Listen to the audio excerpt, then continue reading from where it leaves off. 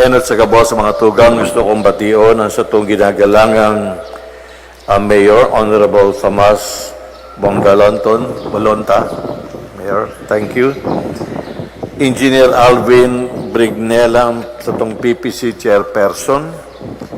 Siriman, ang bago niya itong Hermana Mayor, Mrs. Catherine Muñez.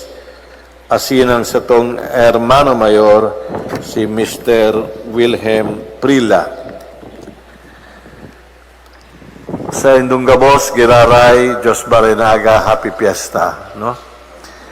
Father Mark, thank you so much para sa invitation na pamayuhan ang selebrasyon kang Indung Kipestahan.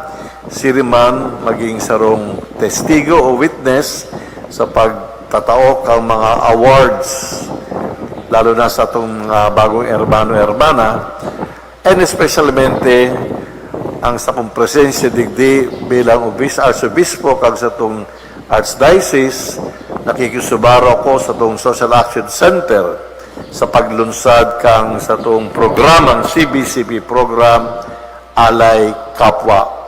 Napaka-importanteng programa, social program sa buhay kang sa itong simbahan, national and every local church. Ngunyan, mga tugang, ginigibo niya itong gabos na ini sa solemnidad kang Kristong Hade, Christ the King. Ang kapistang iti mga tugang o ang solemnidad na ini inilunsad ni Pope Pius XI way back in 1925. Ano ba ang mga kabugtakan kang panahon na iyan? Katatapos pala mga tugang kang First World War. Milyon-milyones ang nagadan sa primerong gera. No?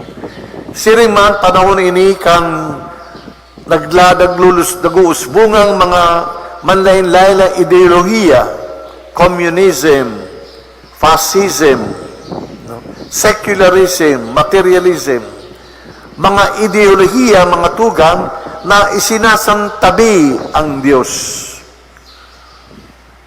Mga ideoliyang gustong pangirundong sa tao na siyang hadi kang sa iyang buhay, na dahi niya to kailangan ang Diyos. Especialmente, dahi niya to kailangan si Kristo.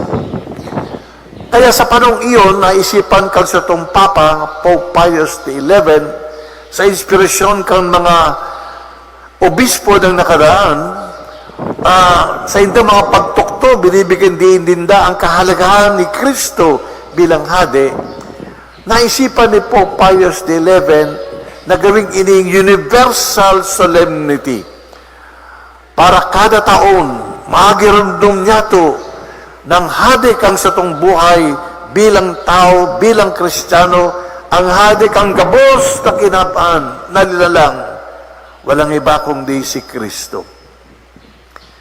Sineselebrat niya ito ini, mga tugang, sa pagtatapos kang kalendaryo liturhiko kang simbahan. We end the liturgical calendar o year of the church. Dahil aram niya ito, next Sunday na, malaog na kita sa kapanahonan kang Adviento. The season of Advent, ang satong preparasyon para sa dakulang kapistahan kang pagkamundag ni Jesus o ang Christmas o Pasko. Anong ngunyan ang diwa? What is the spirit? Anong gustong ipabot sa to kang selebrasyong ini ni Kristong Hade? Enot, nabanggit ko, si Jesus, ang Hade kan gabos na kinabaan. Everything was made in and through Him. Sabi nga sa ikaduwang pagbasa, si Kristong enot sa gabos is the first of all, the Alpha and the Omega. Ikaduha, pinapagirundong sa sato mga tugang ang ikaduwang pagbalik ni Jesus. The second coming of Jesus. Yan din mga tugang ang diwa kang Advento. No? We say, Maranatha, come Lord Jesus, come. Ngunyan, dahi nga to aram. When is this going to happen? Kailan magigibo ang ikaduwang pagdatong ni Jesus? Mientras na kita naghahanap sa iyang ikaduwang pagdatong, in between, si Jesus, padagos, kada araw, nagpapadigdi who comes to our lives. And He comes to our lives as our King. Kaya nga may kaipuan mga tugang ng tunay na Kristiyano, ang tunay na Katoliko. May kaipuan ang sentro kang iyang puso. Dapat duman si Kristo. Uuya si Kristo. Christ should be the center of the very heart of every Christian, of every Catholic. Kaya nga tawag sa ito, Kristiyano. We carry Christ in us. In the same manner that Christ carries us in Him. Sa rumbeses sabi ni Jesus, mag-ero ka mo sa sakong puso. Siri man mag-ero ako sa indong mga puso. Kapag ginigyo mo nindo ang mga utos kang sakong Ama, my Father and I will dwell in you, and you will dwell in us. Nakakaigwa kang dayupot na relasyon, an intimate relationship. Kaya nga mga katugang, ang satong relasyon kay Kristong Hari, di man ining relasyon kang takot. Di ba, often, pag may hari, uy, takot tayo, di ba? That is the natural reaction. So we want to behave properly. Takot tayo. Alam natin na human kings are very often severe, cruel, mababagsik sinda, di ba? No? Pero si Jesus, dahil siyang hading nagtatoo sa to kang takot, kundi sa dong hading nagsasabi, magharinig ka mo. Kamong mga napapagal, kamong mga napapagod, kamong mga naguguluhan, come to me, and I will lighten your burdens. For I am meek and gentle of heart. Yan ang Kristong Hadi. Dalago ng dakunang pagkahera kang Diyos. Ang hading madunang magpatawad sa sato, mag-unawa sa sato. Especialmente, ang hading parating kumikiling, He always inclines Himself para sa tong welfare, sa tong karahayan. Yan mga tugang ang diwa ni Christ. Christ, yes, is a king, but He is a servant king. Why is He a servant king? Paano niya pinahiling ang iyang pagiging surugong hadi o hading surugong? Enot sa iyang pagiging masunod-sunod sa kabutan kang Ama. As a servant king, He followed the will of the Father. Manlain-lain ng tukso kay Kristo na lingawan na niya, kalimutan na niya ang misyon na itinaw sa iya kang Ama. Alagad si Kristo, makusog na sinasabi, no, napadigdi ako para gibuhong ko ang kabutan kang Ama, gibuhong ko ang misyon kang Ama.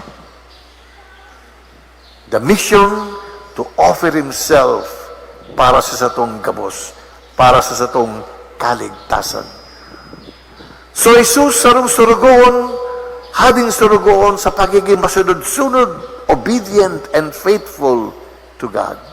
Ikaduha, veramente si Kristo sarong servant, sarong surugong hadi, dahil mahilig niya to ang iyang buhay, sarong buhay na pakikisalamuha, pakikisumaro, especialmente sa mga dukha. Among the poor, among the downtrodden, dahil natin siya mahiling, nakakulong sa iyong palasyo. At sa kabos, mayo man siyang palasyo. No? He has no place to lay down His head. Ang iyang harong ang mga tao, especialmente ang mga pobre. And it is to them, sa mga pobre, sa mga duka, na ipinapahiling ni Jesus ang iyang pagiging hadi, pagiging surugoong o servant king. Ikatulo mga tugang, si Kristo hadi, servant king, sa pagdaradara sa to sa kahadian kang Diyos. Ang hadi, nagbibigay kang direksyon. sa buhay kang iyang sa buhay kang iyang banwaan. Yan ang kanyang katukdan. He gives direction to his community. Alam niyo, mga tugang ganyan, enjoy na enjoy ako doon sa Netflix na The Crown. Nung una yung Crown, parang, monarchy, England, ayoko yan. Ba, nung pinanood ko, makakaigwa ka ng inside story, mahiling mo ang buhay kang mga monarchy, ang gulo-gulo pala nila. Pero man sila sarong pamilyang nagkasararo. There is so much intrigue, hatred, manipulation. You know? Di ko man ini-endorse sa Indo yan. Ha? Wala akong commission dyan. Ha? No? Pero ang gusto kong sabihin, mga tugang, na ang pagiging hari ni Kristo para sa tao, especially among the poor. Dahil sa palasyo, dahil sa majestic palace or residence, ang iyang harong, ang kada puso kang bawat kada tao, especialmente mga puso kang mga pobre. Kaya mga tugang, ang kapistang ini, pinapagiramdam sa to, na enot, ako unya to si Jesus, bilang hadi kang satong sadiri. And the best way to do this is to do what Christ has done while on this earth. Kung ano ang ginibo ni Kristo sa iyang buhay digdi sa daga, siring man, para pwedeng niya to inaako niya ato siya bilang hadi kag sa itong buhay, gibuhon man niya to ang iyang mga ginigibo. So, let us be faithful and obedient to God. Tayo niyo kumaliwan. Let us be faithful and obedient to God. Kapag kita nagpapamibi, kapag kita nire-receive niya ito mga sakramento, kapag kita nagkakasararo, yan ang gusto ng Diyos. Na kita makakabarunyog, nakikisubaro, na kita panukang pagkamuot. Yan ang kabutan kang Diyos that God wants us to follow. One time, inapuda ng Diyos kang tao, sabi, Kagurangan, ano ba ang dapat kong gibuhon para maging pleasing ako sa iyong sight? Para maging ako sa iyong mga mata? Nagsimbag ang kagurangan, tao, tulong bagay lang ang gusto kong mahiling sa iyong buhay. Enot, love tenderly. Love tenderly. Be charitable. Be kind. Be caring. Ikaduha, act justly. Be fair. Be fair to people, especially to the voiceless. Do not manipulate people. Do not make the poor suffer because of the powerful. But be fair to people. Act justly. And ikatulo, importante, walk humbly in my presence. Mapakumbaba kang magbaklay sa buhay na ini. Humility. Yan mga tugang ang dapat niyatong gibuhon para ipahiling niya to, inaako niya to si Kristo bilang hadi. Ikaduha, araw kay Kristo na ang iyang harom ang mga tao, kita man, may kaipuang kitang makisabuhay, makisumarok sa itong mga tugang, especially the poor. Kaya nga ang Ebanghelyo ngunyan, it is not about piety. It is not how much time we spend in prayer, in the rosary, in the mass. Ang huring paghukom sa to, nagugutom ako, pinakakan mo ako, napapangal ako, binigyan mo ako nakapahingahan. I was thirsty, did you give me drink? Yung tinatawag niya itong corporal works of mercy. Kaya yung ating Social Action Center, yung sa itong alay kapwa, gusto niyang gawing konkreto ining mga corporal works of mercy para ipahiling niya ito ang buhay ni Jesus na dapat mahiling kang mga tao ngunyan. Our corporal works of mercy. Fight for justice. helping the poor. Lalo na ganyan sa kapanahonan ng pandemya, sa kapanahonan na matean niya to ang mga bakukusog na bagyo. We're asked to be the hands, the feet, the mind, and the heart of Jesus among our poor brothers and sisters, lalo na mga napektuhan kang bagyo o kan COVID na pandemya. No? So ini ang diwa kang alay kapwa, ini ang diwa kang satong pagsunod kay Kristo bilang hade kang satong buhay. Kaya mga tugang, sa aldaw na ini, mientras na nagpapasalamat kita sa manlain-lain na grasya na itinataw kang Diyos sa itong parokya, panahon din, aldaw ngunyan na baguhon niya to. Let us renew our commitment na ako si Kristo bilang hadi kan sa itong buhay, bilang hadi kan sa itong banwang parokya, hadi kan sa itong pamilya, hadi kang bilog kakinaban.